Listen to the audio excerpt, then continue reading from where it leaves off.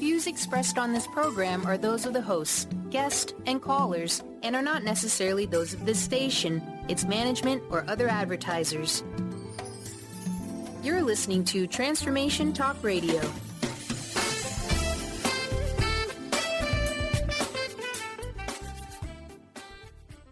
Welcome to Cultural Brilliance Radio, the DNA of organizational excellence with Claudette Rowley. Conversations that are transforming the world of culture and business. Claudette brings fresh, innovative perspectives that push the boundaries of what organizational cultures can and should be. Learn how to catalyze your organization's workforce into an authentic, intentional, and financially successful culture. Now here's your host, Claudette Rowley. Hi, everybody. You're listening to Cultural Brilliance, the DNA of organizational excellence on Transformation Talk Radio. And we have a very, very special show today with a very special guest, Dr. Pat Baccili, who I'm sure many of you know is the founder and head of the Transformation Talk Radio Network, and also the host of the internationally acclaimed Dr. Pat show, Talk Radio to Thrive By, which has been the #1 talk radio show in Seattle, right? Many years running. And I know from my personal experience working with you, Dr. Pat, and many others, that you've touched the lives of millions and millions of people around the world. So thank you so much for being on the show. Yeah, thank you. And what I just realized after 15 years doing this, right, and supposed to be in the sound business, what I realized that I'm probably not even getting the sound coming through my headset right now. We're just going to take that thing off because I think it's coming through my computer. And so I'm going to let Carter worry about that. Good idea. It's so funny moments, right? Right. You know, Claudette, thank you for inviting me today to be part of this and be part of the show with you. And before we got on air, what I was saying was I tried to remember a time of not knowing you, not knowing your journey, your passion, what you wanted to get done in the world. And what I was really struck by as I was talking to Linda about it and talking about getting ready for this show is that I've worked with a lot of people over time, and I've never quite worked with someone that was so focused, so clear, so determined, and so results-oriented, yet at the same time, so brilliantly conceptual and wanting to create a better workplace for people and better lives. And I was struck by the little tiny amount of time between when we first met and where we are today. And maybe for you, you're thinking, wow, that is not a tiny amount of time. Yeah. But in the age of media and book writing and brand development, this is a short period of time because today we're talking about something special, aren't we? We are. We are talking about the launch of the Cultural Brilliance book. Right? Cultural Brilliance, the DNA of Organizational Excellence, which launches on January 22nd. Yeah, 11 short days from now. Yeah. And to your point, Pat, I mean, we met in the spring of 2016. Yeah, so really not much time at all. No. And, you know, part of this, too, is watching the evolution conceptually for you, but that was born of the passion that you have in organization. And certainly you and I share a lot. But one of the things I want to do is I want to get to the journey with you. Okay. It is a journey. And it's not easy to say yes to your passion. At least maybe I'm projecting on myself right now. But I want to ask you, Cultural Brilliance, the DNA of Organizational Excellence, the book itself, is born out of a deep, passionate, strong conviction for creating a better workplace. How does the book reflect that passion and that commitment to people in the workplace? I mean, the book is, and thanks for saying that, it does. And when I think about the book, and I think that the seeds for it were planted literally, when I was in my mid-20s and late 20s. I had two jobs, and the first job was an organization in which had a pretty good culture. And I saw how I thrived there. My level of confidence, the creativity, I got to do really interesting, innovative things. And believe it or not, this was a state agency. right? Not necessarily known for its innovation, but where I worked, it was innovative. And then I moved to a different state, and I got a job at a nonprofit. I used to be a social worker, and the nonprofit was pretty toxic culturally. And I saw that even though I brought in my same competence, my same passion, my same creativity, my confidence started to decrease quite a bit because of the toxicity. And I noticed that at the time, and was starting to compare and contrast it. And actually, looking back on it, I remember I started to read books on leadership. I was just interested in how leaders impacted culture and how, I didn't know what I was going to do with all this reading on leadership because I wasn't a coach yet or a consultant. I was still a social worker. But that's where I think the passion really came from, was seeing how I thrived. And then I really didn't, and how much that hurt my confidence as a person to be in that environment when I look back on it. That was really the seed. But what you were saying about the passion for a better workplace, it's actually, it is that. And when we expand it out, it's a passion for a better world. I mean, it's really, when I was thinking about, in the few months before I met you in 2016, at the end of 2015, when the very seeds for this kind of cultural change were born, and I started to get these initial ideas about how the model and the process could work. It was through thinking, there has to be a better way to do things. We could solve almost every problem we have in the world. We have the knowledge, and it's about will, and why aren't we doing this better? And that's really where it comes from. And I think the book reflects that. It's talking about business and organizations, but we can extrapolate all the ideas out into the bigger aspects of the world culturally. Yeah. And what I love about this is when you take off the boundaries of what you think you know about things, new ideas get born, new things emerge. Things that you've talked about on your radio show, things that you've talked about, certainly to me, but most importantly, the book itself.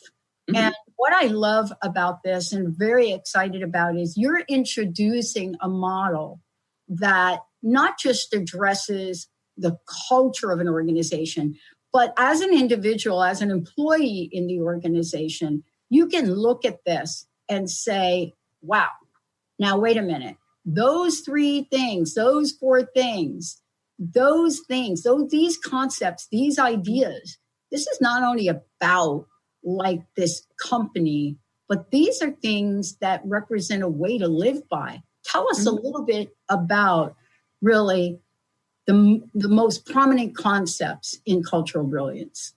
Yeah, I'm happy to. I think, the book is really, when I boil it down, the book is about potential. And the book is about potential in, its position is it's about potential in organizations, that every day, almost every company I see or read about or have been in and know about is leaving tons of potential on the table in terms of their culture, right? The culture could be so much more than it is, and it's not. And I think, when you look at the basic tenets of the book, the first phase of the process is authenticity, right? Which is about, and you know about this, Dr. Pat, right? It's about respect and truth telling. It's about, this is how our culture really, really operates. Let's get to the bottom of it. And I think that applies to individual people too. Let's tell the truth about what you want, right? What's really going on for you? What are your belief systems, et cetera?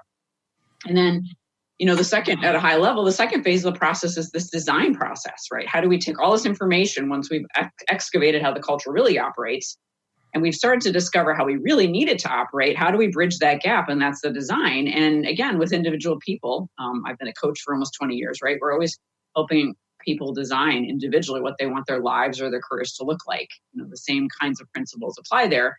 And then again, at a high level, the final phase of the process is integration or implementation. So that's where we're taking all this design and planning and knowledge and wisdom and learning and deciding how are we going to actually functionally integrate this, right? And that's where the change actually happens in an organization or in a person, right? That's where you're taking action, and we don't change until we've taken action and done something different. Yeah, the book is a lot about mindsets and behaviors too, which also really, of course, apply to the individual. Well, part of this too is when we're thinking about introducing this to the world, to organizations, to companies, it's not quite as easy as you and I probably are making it sound to people today, is how to put this together. I want to ask you, and this is a question that I've asked countless people on my show. It's actually my signature question, but I really want to ask you, I want to ask now, look, I've talked a little bit about the book, but you are a consultant, you are a coach, right? Mm-hmm. You are that and much more out in the world. You know, in front of organizations, really tackling some of the most critical problems they have. And in the end, it's all about results, as in one-on-one coaching. You know, you're a speaker, you're a seminar leader. But given all of that, here comes the book, Cultural Brilliance, right? Fabulous book, which we're going to talk about in more detail. I want to know, what are some of the challenges? What are some of the obstacles that you personally had to overcome to bring you to, like right now, this moment today, here talking about the book? Yeah. The personal challenges were really dealing with some obstacles that came up that were completely outside of my control, right? Like losing a publishing contract unexpectedly and then getting another. Right. But which is an example, there were several things that happened that I couldn't have anticipated. I couldn't have predicted or planned for. And so that is definitely always a big life lesson. And it happens in organizations all day long, right? In some cases where they can't predict certain things that are going to happen. And certainly happens in their cultures as well. That's a big part of the journey. And I think it's really been, and, you mentioned at the beginning of the show that I am good at persevering and getting things done. So this journey called on that in spades, to keep going, even if it was, writing this book evenings and weekends after working all day, right? Just being able to be that focused. Yeah. And that's really part of this, because it really does require commitment. And that's too, at the core, really underpinning of what, Cultural Brilliance is about, both the book as well as your consulting business that you do to help people get from where they are to where they want to go.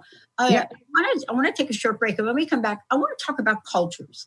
And the reason I want to talk about cultures is because in the past several years, since you started this journey and started to write, the term culture has been used more in our media in this country. I can only speak for here, in this country, more so than any time in my life. It's as the word has become mainstream, yet we don't really know what it means. When we come back, we're going to talk about culture. We're going to talk about cultural brilliance. We're going to talk about authentic cultures.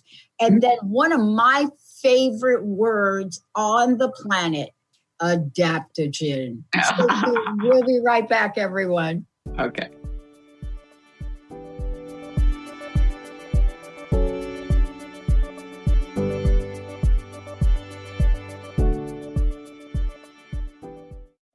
Are you searching? Looking for a sign? A message you need to hear? From the great unknown, from the most mysterious place that is the most familiar to your soul in the depths of who you are. The universe put someone here to talk to, someone God gave a blessing to, that you may find insight with. TheAngelLady.net, 1-800-323-1790.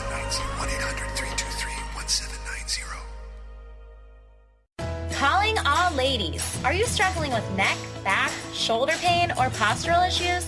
You actually might have a related bra problem. Talk to Maria Monti at the Healthy Bra Company. She is a professional postural therapist who offers custom-fitted, custom-altered bras in 2,500 size combinations specific to your body type, shape, size, anatomical features, and breast weight. Call Maria today to find out more at 360-815-3205. What is holding you back from living the life you are meant to live? Why is it vital to believe in something bigger than yourself? Are you in physical or emotional pain? Tune in monthly to Vibrant Purposeful Living. Awaken the vibrant life within you with Lou Paradise and Dr. Pat on TransformationTalkRadio.com. Lou's passion is to help everyone experience positive solutions for life. Find out more about Lou with Vibrant Purposeful Living at LouParadise.com.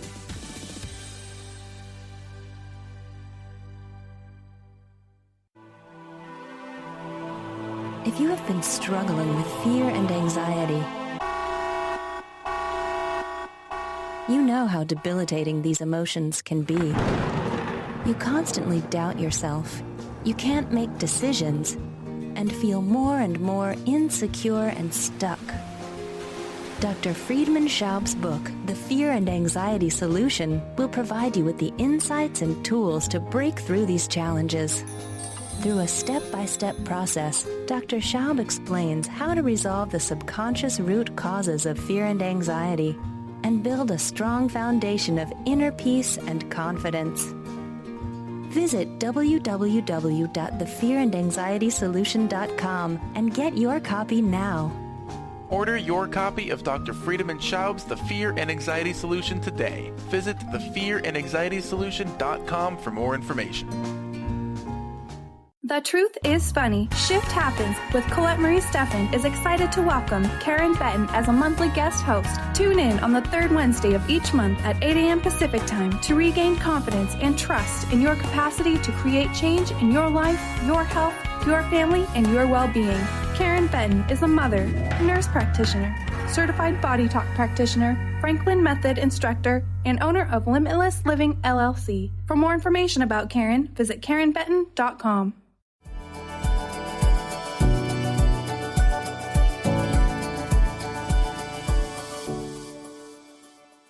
Welcome back. It is great to have all of you tune us in and turn us on, because I am Dr. Pat and I get the honor of having this incredible conversation with Claudette Rowley. And why is it?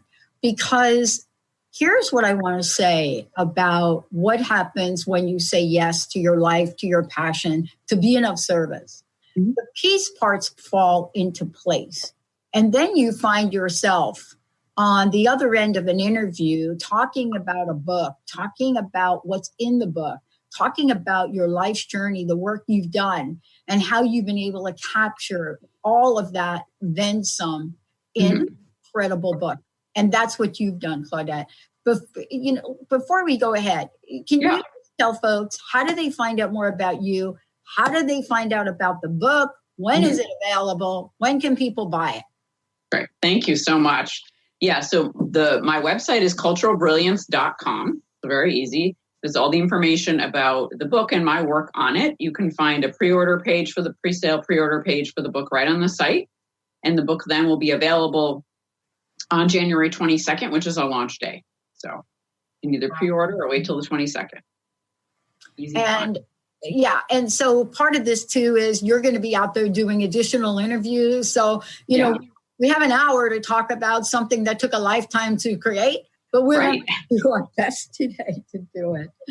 Before the break, I said there were a number of things I want to talk with you about cultures. And my comment was that I personally believe that the word culture now has been used more in the past 2 or 3 years than I've heard in multiple business degrees, 25 years in corporate America, organizational development. I've never heard the term used so often to describe situations and things.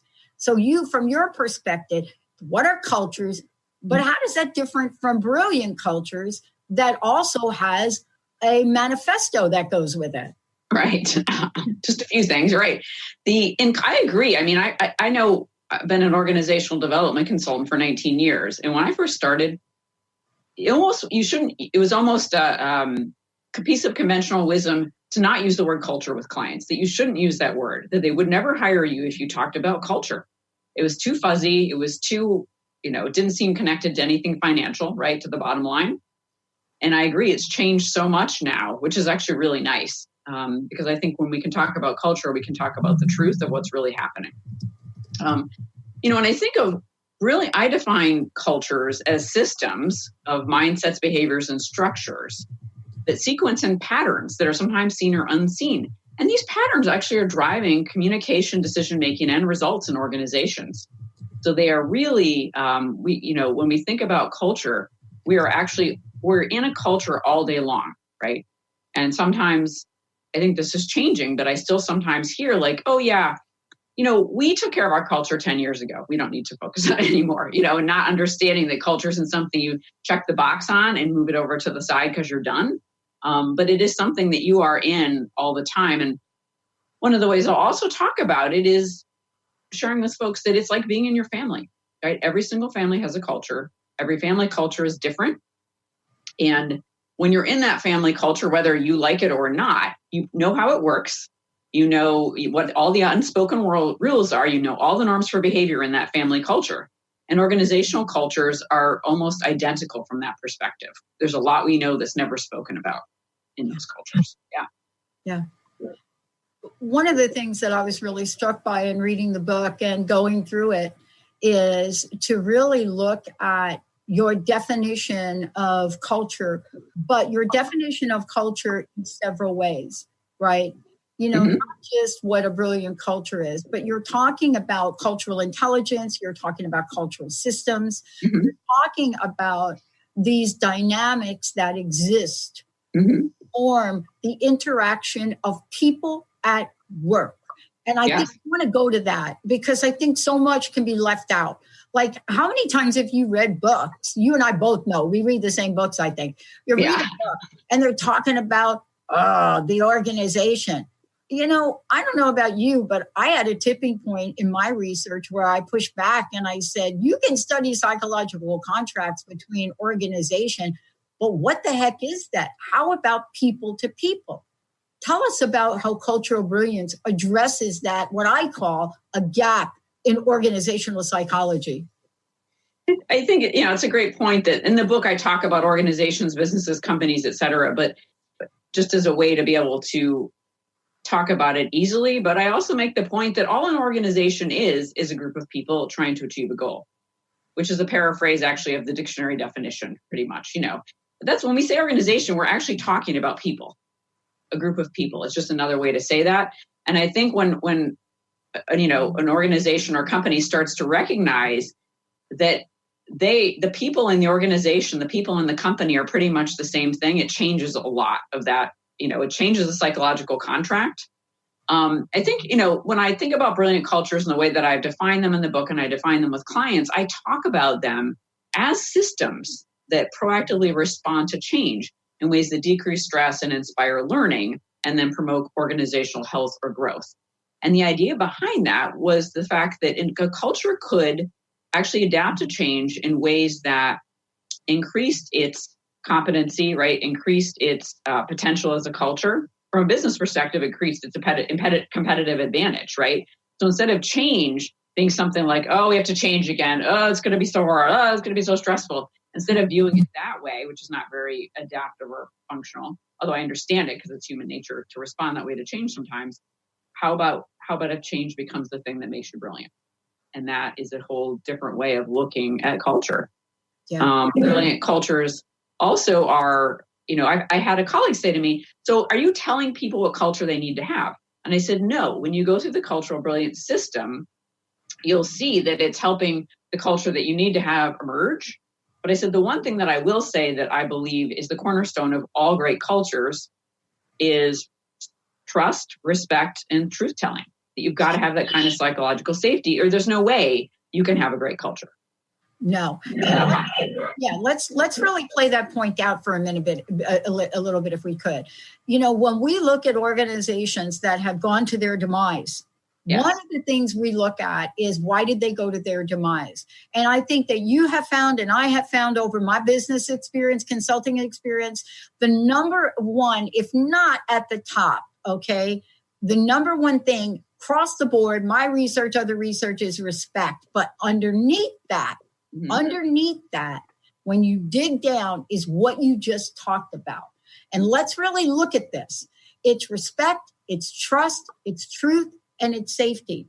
And why is that important? In your book, one of the things you talk about is the signs that you are in trouble as a company is when your employees hold back information for fear and may even let a disaster happen because they're afraid to tell the truth and speak up. How important is that?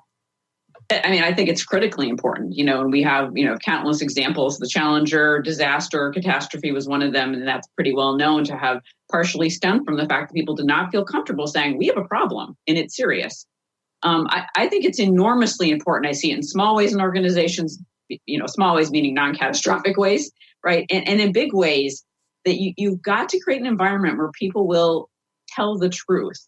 And even if they feel that it's risky or it makes them incredibly nervous or anxious, they know that nothing negative will happen to them. They're not going to lose their jobs. They're not going to be gossiped about behind their back, right? You've got to create an environment where people can sit down and say, I have an idea, I made a mistake, I'm really concerned about this course of action, and if we don't change it, we're going to have a big problem on our hands, right? So it's actually, when I say it like that, it's critical to business success, right? It's not just a nice to have.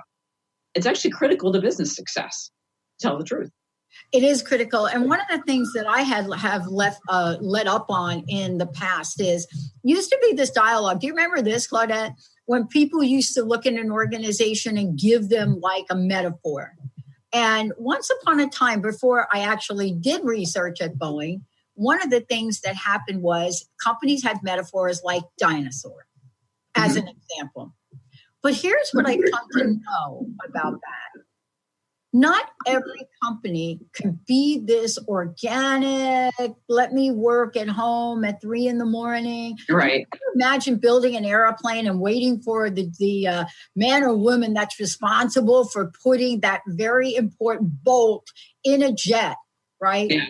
So some organizations have to have structure. You're not taking that aspect of structure away. You're saying that whatever you have, you can create a brilliant culture. Is that right? Yeah, I think pretty much. Are there some cultures that it would be incredibly hard to heal and repair? Yes, I think that's true.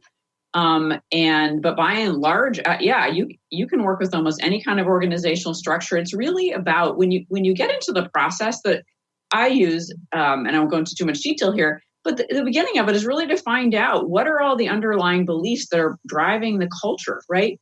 And then figuring out how do those work for us? How do they not work for us? And then making a series of decisions based on that, based on the direction the company is going, or nonprofit or whatever kind of organization is going, what kind of culture do we need to support our direction? And I think that when you start to get into those kinds of conversations, you give people hope. That's what I've seen, who are like, I'm going to stick through this for the next 6 months because I'm hoping we'll be able to change something. But if not, I may jump ship, which I've heard literally. I only stayed, Claudette, because I was hoping we could make this better. I was about to leave. And then what you start to see at that point is what I call the light coming back on in people's eyes. The light starts to come back on, and like, this is something, there might be something good here. There might be something I want to work in. Mm-hmm. Yeah. And it changes everything. Well, and part of this, you ask some very important questions. You ask questions about how do you resolve conflict? You ask questions about what do people value? You ask questions about, how do I feel about my level of creativity, how I can contribute? Mm-hmm. Are things clear? But the one thing that no one has talked about in culture is what we're going to talk about when we come back. Mm-hmm. And literally, you're not going to find a book. Everybody listening to this, I want to challenge everybody out there. Try to find a book that talks about adapting the way that Claudette in her book does when we reference something as this, an adaptogen design. What is an adaptogen? Why has that word been so prominent in many, many aspects of natural earth processes? And why is it a natural fit for people in organizations? Stay tuned. We'll be right back.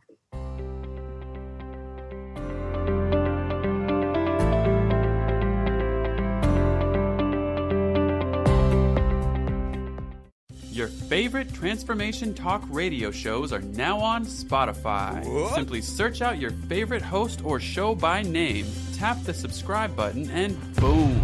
With over 150 million active monthly users on Spotify, Transformation Talk Radio is thrilled to expand our reach so you never have to miss an episode. Well, what the heck are you waiting for? Log into Spotify and subscribe now.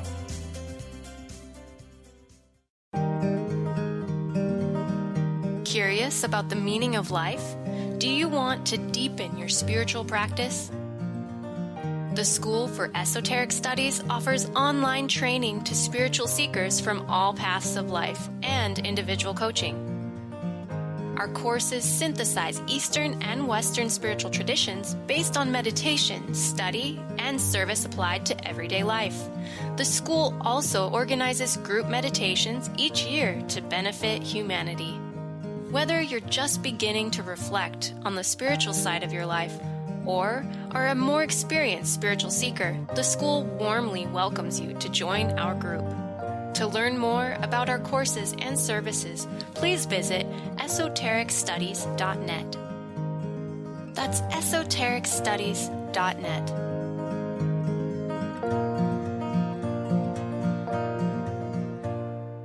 Take your own journey with the angels with Claire Candy Huff's Heaven Sent Guided Angel Meditation CD, letting go of concerns and living in the now.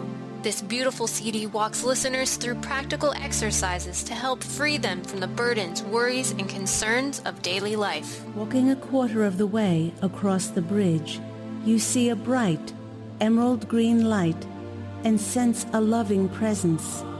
This is Archangel Raphael's green healing energies, nourishing and revitalizing you.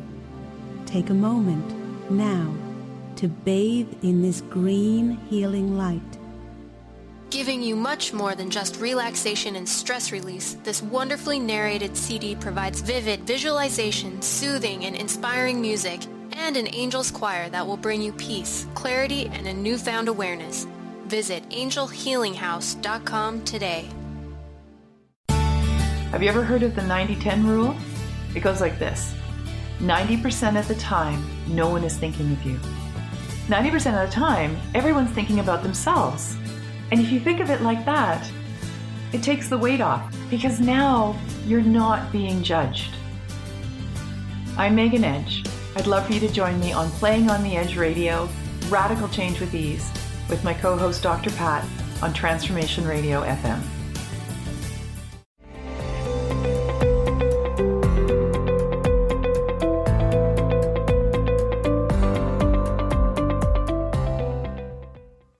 Hey, everybody, welcome back. I'm Dr. Pat, and I get to do this fabulous show with Claudette Rowley because this show is Cultural Brilliance Radio. And by the way, it is about that and much more. Every week when Claudette sits down and says, I'm going to do and take a message out into the world, she talks about cultures in a very specific way. And the people she interviews, the people that you hear connecting here on the show are people that talk about cultures, excellence, how they can shine, what the challenges are.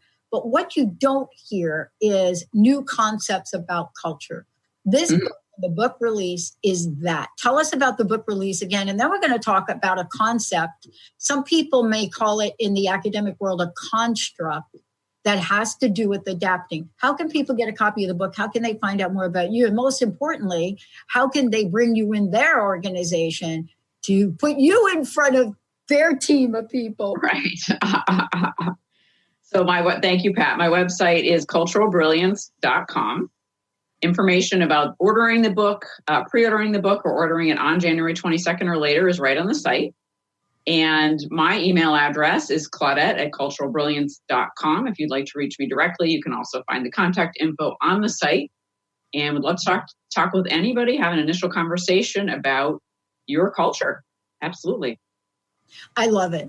So I want to talk about one of the parts of the book that we haven't gotten to yet, right before we talk about the DNA of organizational excellence, because that is also a new idea. I want to talk about the notion of an adaptogen culture, which leads to an adaptogen design.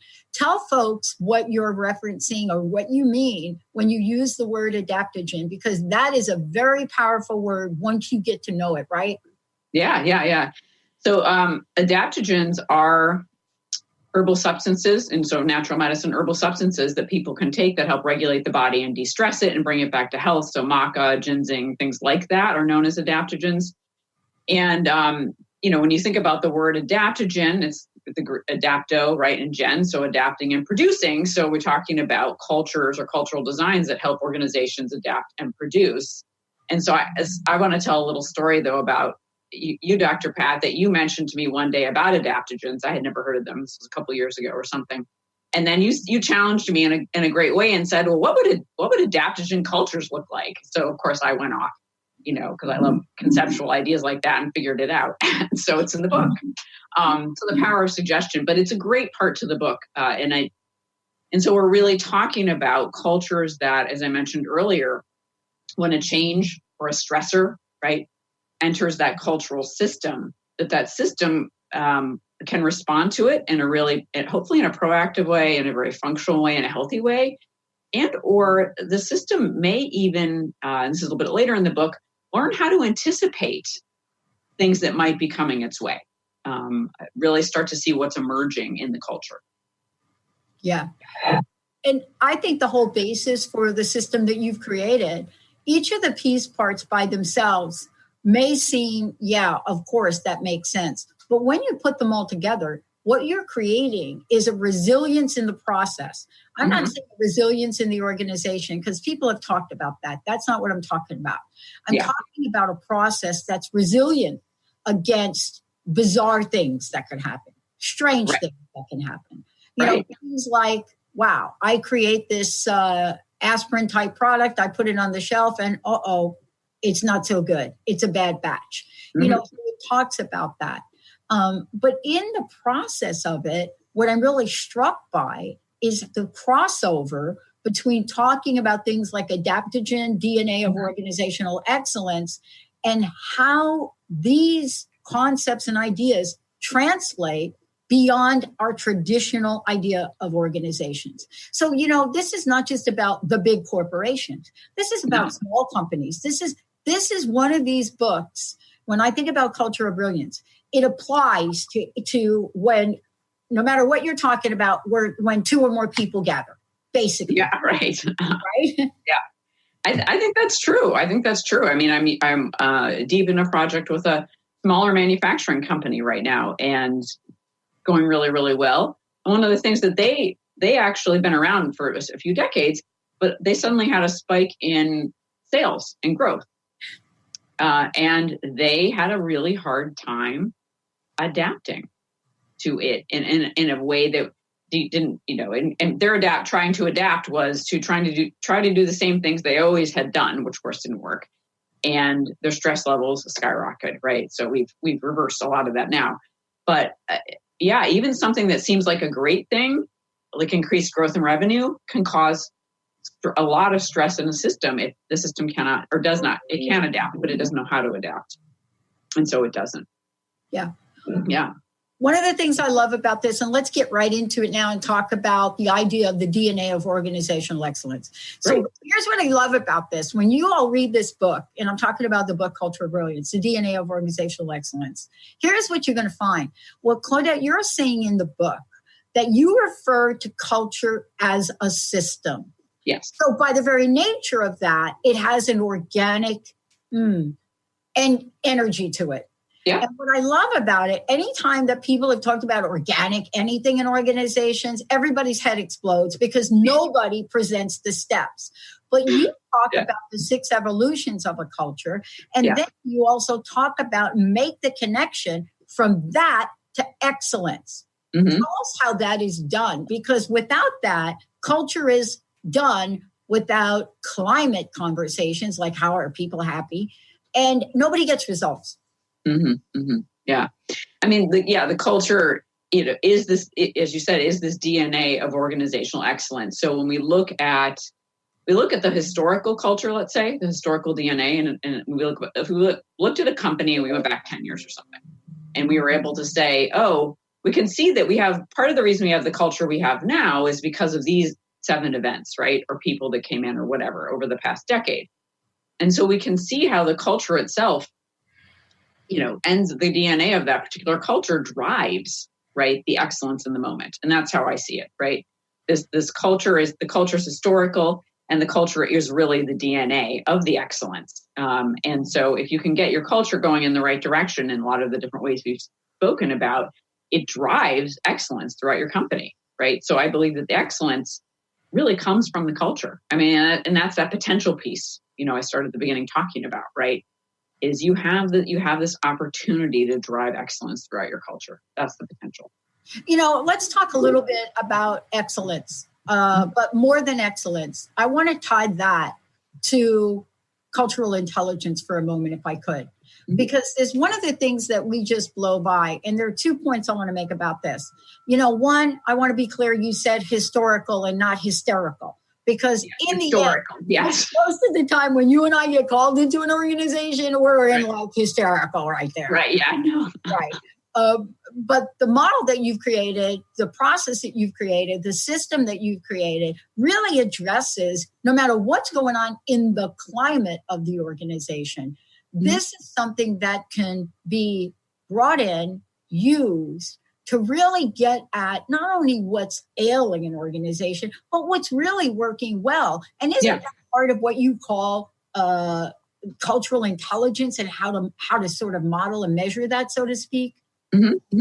Yeah, I think that's definitely part of the cultural intelligence. I think another part of cultural intelligence is being able to tune in and sense what's happening in the culture, right? Yeah. And so it could be observing a pattern. It could be noticing that seemingly all of a sudden there's a spike in conflict on a team. To me, that's something that's emerging, right? That needs to be handled. And that's part of the cultural intelligence, like emotional intelligence, if we use it that same way, is my ability to, or your ability, or whoever's ability to sense some of those things, and rather than dismissing them as like, oh, well, whatever, those two people are having a bad day, actually pay attention to it and see if it's more, is there something trying to emerge? It could be in the team system, maybe not the entire organizational system, but in that team's culture, is there something that's trying to emerge and change, right? And I think that's definitely part of the cultural intelligence as well. Yeah. One of the things I want to talk to you about, as you go through the book, you've done something very interesting in the way you define things. And if you folks are going to read the book, you're going to see it. And there's going to be like this light bulb that goes on. Let me give you an example. So when we're looking at, one of the chapters in the book that's called Aware Integration Phase, you call it. You refer to it in a way that pretty much anybody on the planet will be able to understand. You call it the mind of the culture. So you've gone through this and have looked at these, phases in a way that business sees them, but also in the way that humanity sees them, the mind of the culture. Tell us a little bit about how you did that with each of these and why was that important to do? Yeah, I like to come up with language that represents what I'm trying to do. Like there's an accuracy to it, right? And so of course, we want language that people in business are going to hopefully resonate with, right? That it's but I also want to be really clear in my language so that hopefully, as much as is humanly possible, I'm clear for everybody. So anybody that would read the book, once they read the description of X, Y, or Z idea, right, that they'd understand where we were in the process, what was going on. And I think there's also a piece about the book I want to mention. It hasn't come up directly yet in our conversation, but I think it's really important. And is the book, one of the things I've gotten feedback on from a couple of early readers who were really gracious enough to read the book and give me some great feedback, said, one thing you do really well in this is it's clear you're taking care of people along the way in the process. Yeah. Right. Yep. And it's not just about, oh, hey, we run this cultural system and this cultural process, and now you have a change. But almost every chapter talks about, and this is what may be happening for people throughout the process. This is how you involve them in the process. They may have some hesitancy around certain changes. This is how you help them out and work with them. So part of this process also is really about how do we help people through it so that they're successful, right? Their potential emerges and they don't end up feeling bad or wrong because we ran a change process, which is often what happens. Yeah. You know what I love about this? Yeah, too. Let's take a short break because I want to stay with that point. Because one of the things that rarely happens when books are written about culture or any part of the organization, people are not pointed to in a book about what their role is and the care that one wants to take. The examples you give in the book, everything from an economic crisis where bonuses weren't given, these are very specific related to people. And when we come back, I want to talk about the call to action that you put in here that does relate to people. And that is, how do you become a culture whisperer? Let's take a short break. We'll be right back. This is a fabulous book, step by step by step. It explains what cultural brilliance is, but it also explains For those of you out there, you're thinking, wow, this is for my boss. No, it's for you, because these are the things you're going to want to go back in your organization and say, you know what? Did you know this about that? Let's take a short break. We'll be right back. Great.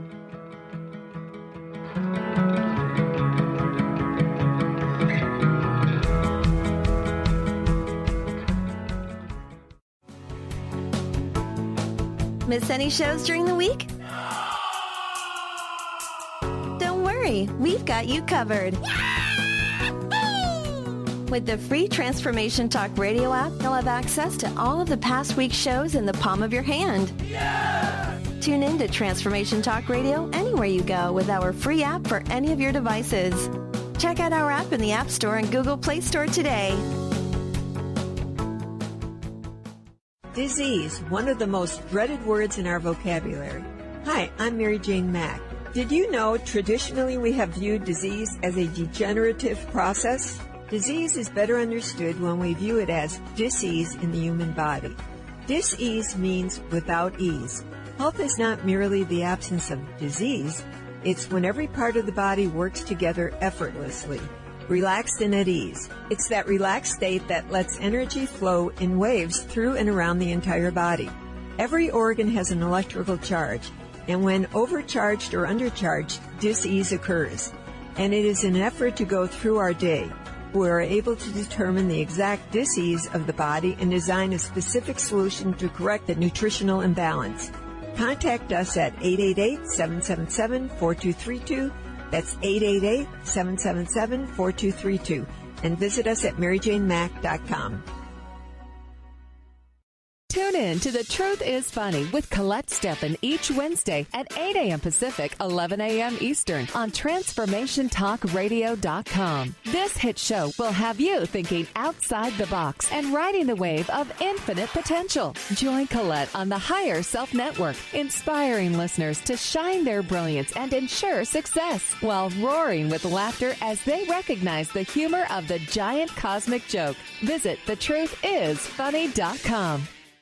How often do you find yourself wondering, why me? Learn a new shift in perspective to see how everything that takes place in your life is actually working for you and shifting you towards your own enlightenment. Tune in to Blank Enlightenment Radio with Misty Thompson each month on TransformationTalkRadio.com. For more, visit MistyMThompson.com. That's MistyMThompson.com.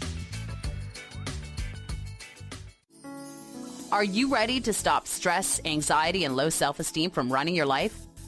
Join award-winning author Dr. Friedemann Schaub for Empowerment Radio and learn breakthrough solutions to switch out of survival mode and approach every day with great ease, joy, and purpose. Tune in the first and third Wednesday at 11 a.m. Pacific to Empowerment Radio with host Dr. Friedemann Schaub on Transformation Talk Radio. Visit thefearandanxietysolution.com to learn more.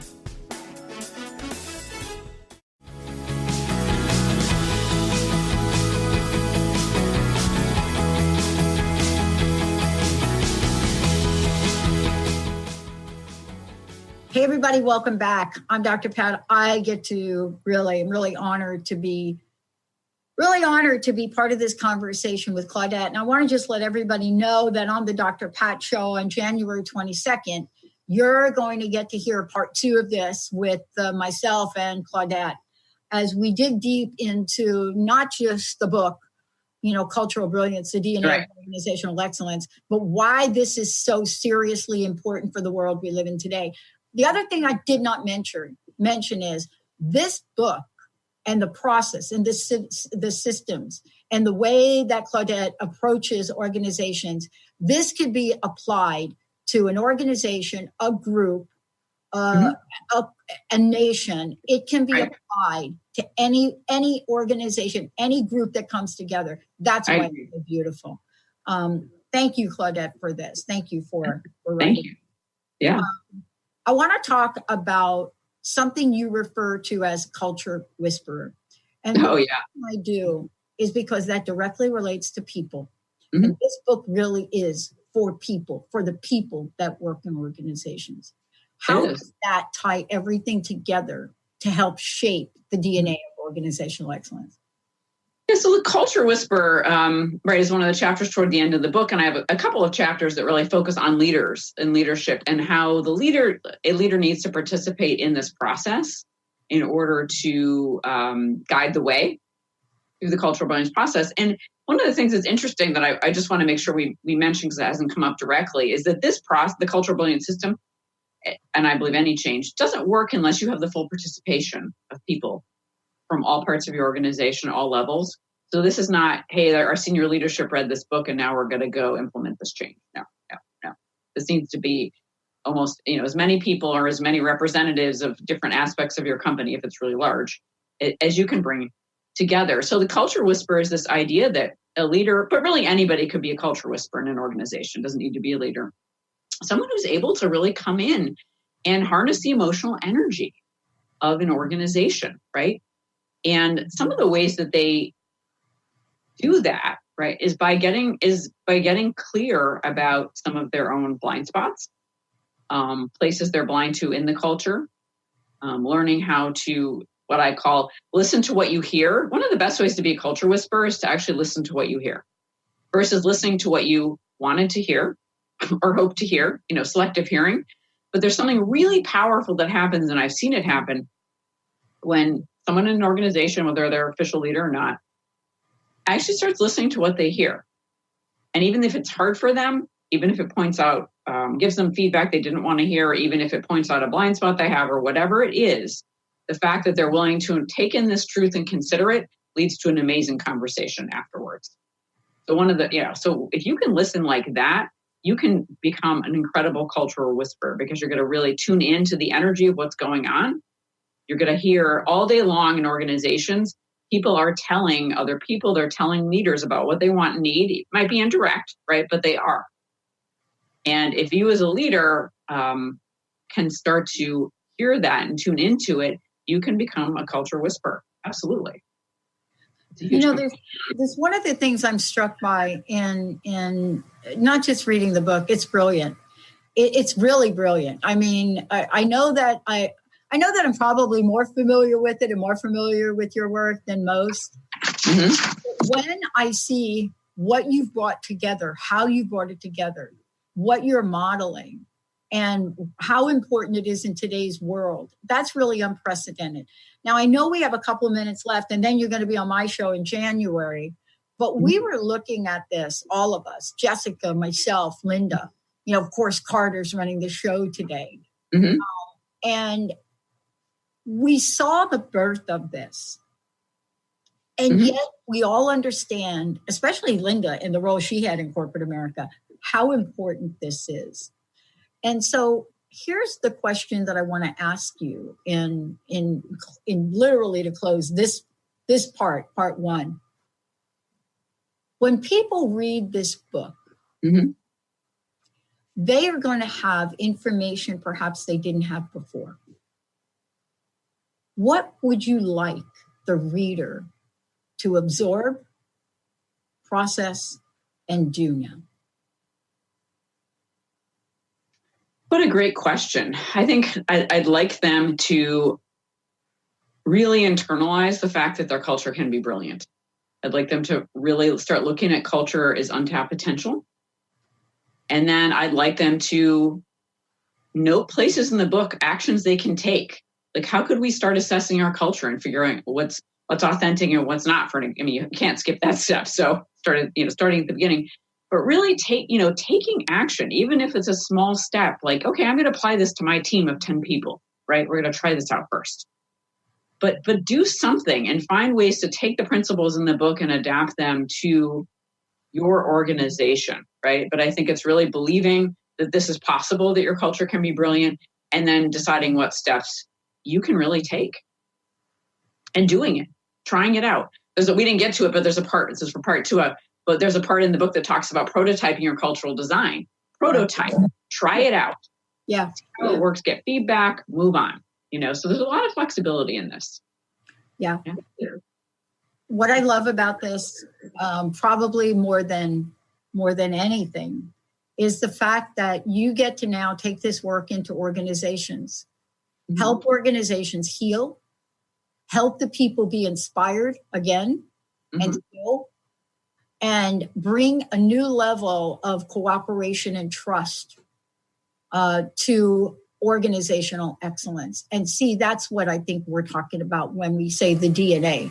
You know, there are pieces of this that are part of our culture that go back 100 years ago and maybe more. Right. Back. And what you're doing is you are bringing back a level of excellence that most people simply talk about.